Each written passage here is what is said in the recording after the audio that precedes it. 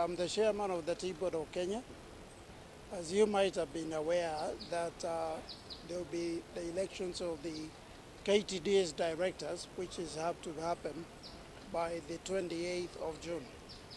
What has happened is we have been having cases, particularly on the court cases, dealing with the elections of the KTDA or who is supposed to be in the board of the KTDA. These cases have been going on for 3 years, but now through the Tea Board and the government, we came out to an agreement where we had a consent from all different parties that are going to court. The consent was taken on 14th. We had the consent on the 14th of April.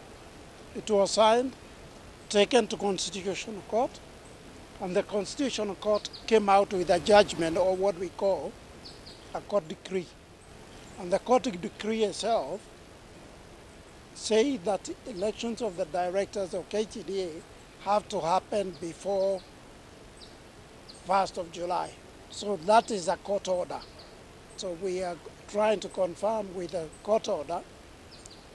Let alone the court order, we had even the president on the 14th of May, where he said it will have to go by the way it has been nominated in the court order.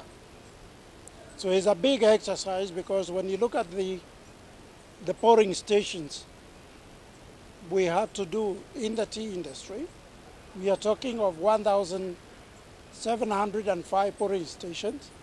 KTDA has got several buying centers, which are about 3,700 buying centers. So it's a big exercise, which we need the coordination from, particularly even the security. Today was a meeting, the first meeting.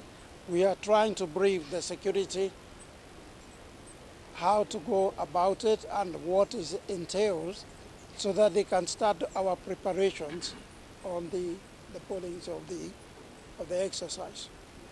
Already we have started on the programs. The returning officer and the presiding officers are already on the ground. There will be education coming as we go by before the 28th. You might have seen the campaign have already started. As much as we have set a campaign date where it is supposed to be, you all know they start March area.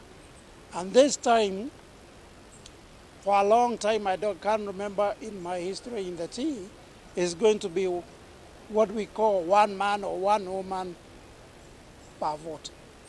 One vote. Before it used to be on the shares, but I have to say that even the ones which was being done through the shares, the memorandum and articles of the factories talk of one man, one vote. So this is the time we are going to do it on one man, one vote, and it will be through ballot. Through the court judgment, the TBK, which is Tea Board of Kenya, was mandated to nominate an independent electoral body, which we nominated IEBC, and they'll be the one conducting the elections.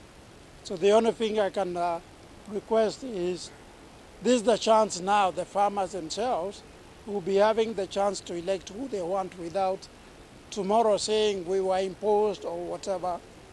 But it's clear, and I have to state here, that the government itself, or TBK, has no candidate at all.